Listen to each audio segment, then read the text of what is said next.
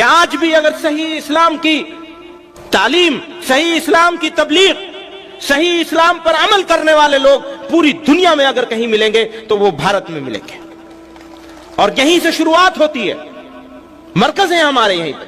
پورے فخر کے ساتھ ہم یہ کہہ سکتے ہیں کہ بھارت کا مسلمان، انڈین مسلمز ظلم کو برداشت کر رہے ہیں، ظلم کا جواب دینے کے لیے اپنے ہاتھ سے کچھ نہیں کر رہے۔ کیا آپ یہ سمجھتے ہیں کہ اگر کسی انسان کو 100 سال کا اقتدار دے دیا جائے اور بیچ میں سے تمام جمہوری نظام ختم کر دیا جائے، ہٹا دیا جائے، اس کو بادشاہ بنا دیا جائے کسی بھی انسان کو، تو کیا آپ یہ سمجھتے ہیں کہ مسلمان بتاشا ہے، پانی گرے گا اور بیٹھ جائے گا؟ بھول جائیں، اس خواب کو بھول جائے۔ اگر کسی نے یہ خواب دیکھا ہے بدمستی کا تو اس خواب کو بھول جائے۔ جب تک قیامت نہیں آئے گی، جب تک قیامت نہیں آئے گی، تب تک اس سرزمین کو مسلمان اپنے سجدوں سے آباد کرتا رہے گا انشاءاللہ۔ خطرہ وہاں سے نہیں ہے، خطرہ تو اندر سے ہے۔ مشکل اندر ہے، باہر نہیں ہے۔ ہم باہر ڈھونڈ رہے ہیں، اندر کی مشکل کو بھول گئے۔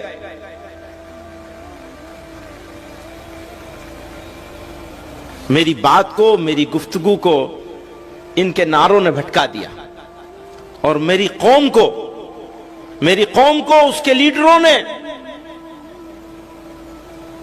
جذباتی باتوں سے بھٹکا رکھا ہے۔ ہرگز مایوس ہونے کی ضرورت نہیں ہے۔ میں پورے اعتماد کے ساتھ کہتا ہوں کہ اس پورے بر صغیر میں بھارت کے مسلمانوں کے لیے بھارت سے اچھی جگہ آج بھی کوئی نہیں ہے۔ پورے اعتماد کے ساتھ کہتا ہوں۔ ہے خراب حالات، سب خرابیوں کے باوجود خرابی ہے، ہو سکتا ہے اور بھی بڑھے۔ تم یہ سمجھتے ہو کہ تم ایمان والے ہوگے اور تمہارا امتحان نہیں لیا جائے گا؟ کیا تم یہ سمجھتے ہو؟ قرآن کہہ رہا ہے۔ تم یہ سمجھتے ہو کہ تم آرام سے رہو گے؟ کہو گے ہم ایمان لائے اللہ پر اور اس کے رسول پر، اور تم آرام سے زندگی گزارو گے مشرکوں کی طرح سے؟ تم آرام سے زندگی گزارو گے ان لوگوں کی طرح سے جو ایمان کی نعمت سے محروم رہ گئے؟ یہ کبھی نہیں ہونے والا ہے، یہ کبھی نہیں ہونے والا ہے۔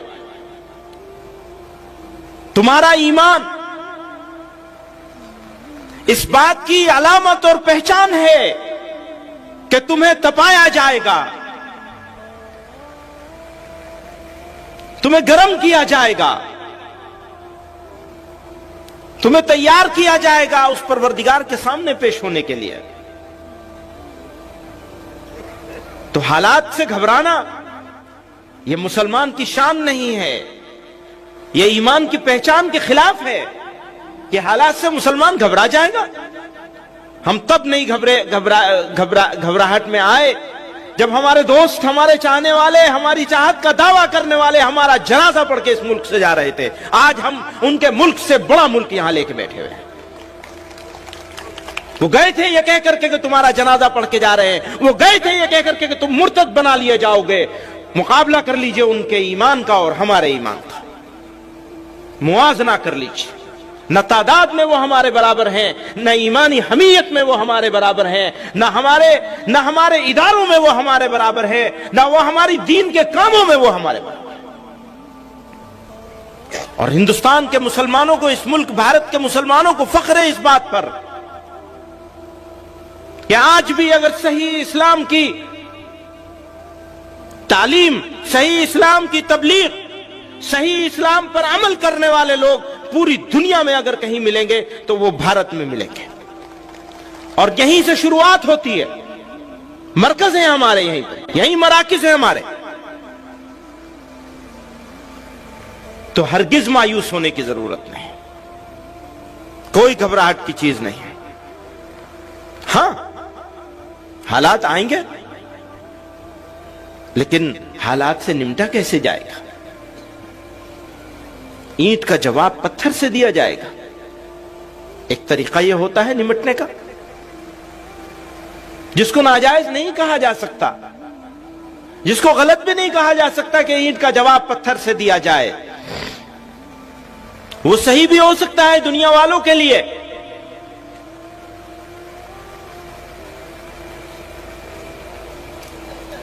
لیکن ذرا آئیے اور اب سے 1400-1500 سال پیچھے چلیے، واپس جائیے، اور جن پر ہمارا سب کچھ قربان، جن کے واسطے سے اللہ رب العزت نے ہم کو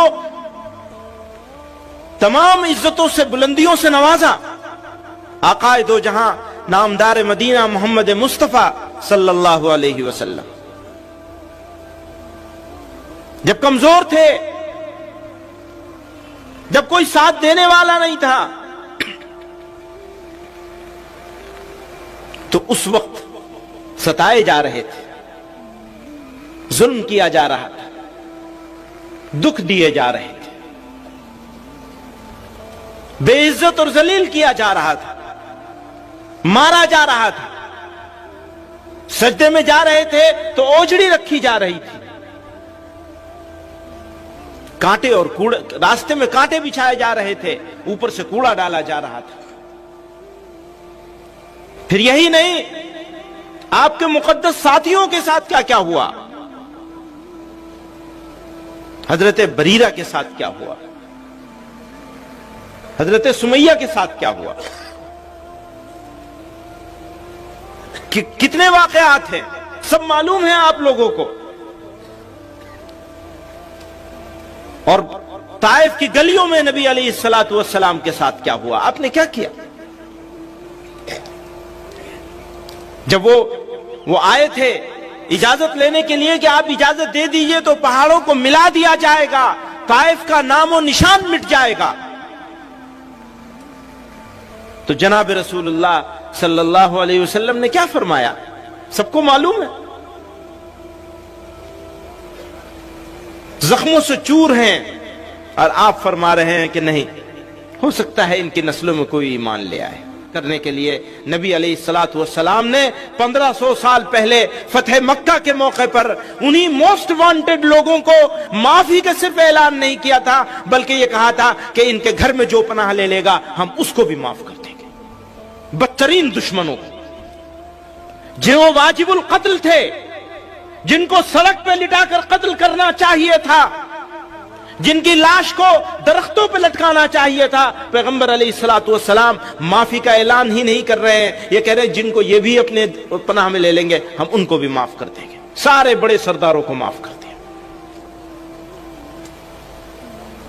ہمارے سامنے ان کی مثال موجود ہے، اور اس مثال سے ہم نہیں سیکھیں گے، فائدہ نہیں اٹھائیں گے، تو پھر ہمیں ذلیل اور رسوا ہونے سے کوئی بچا نہیں سکے گا، کوئی نہیں بچا سکے گا۔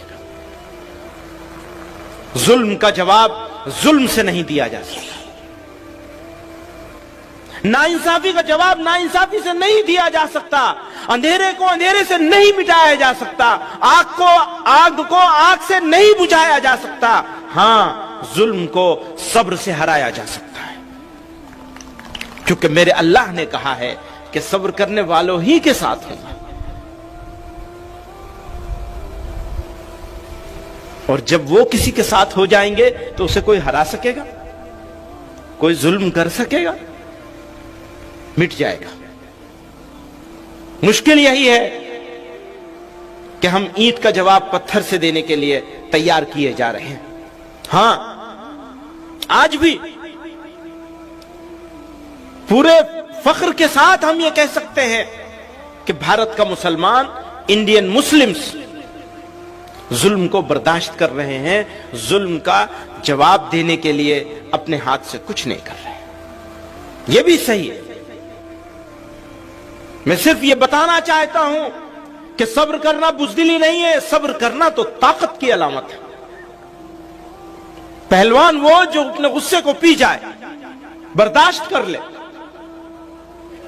تو ہمیں حالات کا ڈٹ کر مقابلہ کرنا ہے صبر کے ساتھ، تاکہ اللہ تعالیٰ کی نصرت، اس کی تائید ہمارے ساتھ آ جائے، اور یہ جو مٹھی بھر لوگ ہیں یہ ناکام ہو جائیں، یہ ریئل ایشوز سے لوگوں کی اٹینشن ڈائیورٹ کرنے کے لیے، توجہ ہٹانے کے لیے مسلمانوں کو ایز اے ٹول یوز کر رہے ہیں۔ اب فیصلہ تو آپ ہی کو کرنا ہے کہ ٹول بننا ہے یا ان کے ارادوں کو اور ان کی سازشوں کو ناکام کر دینا. آپ انسانوں کے بیچ میں ذات کے نام پر تفریق کرتے ہیں. آپ نے اونچ نیچ کا پاٹ پڑھایا ہوا ہے. آپ نے کسی کو اونچا بنا رکھا ہے, کسی کو نیچا بنا رکھا ہے, اور اب اسی نفرت کے کھیل کو آپ مسلمانوں کے ساتھ سر تھوپنا چاہتے ہیں. مسلمان انشاءاللہ آپ کی سازش کو ناکام کرے گا.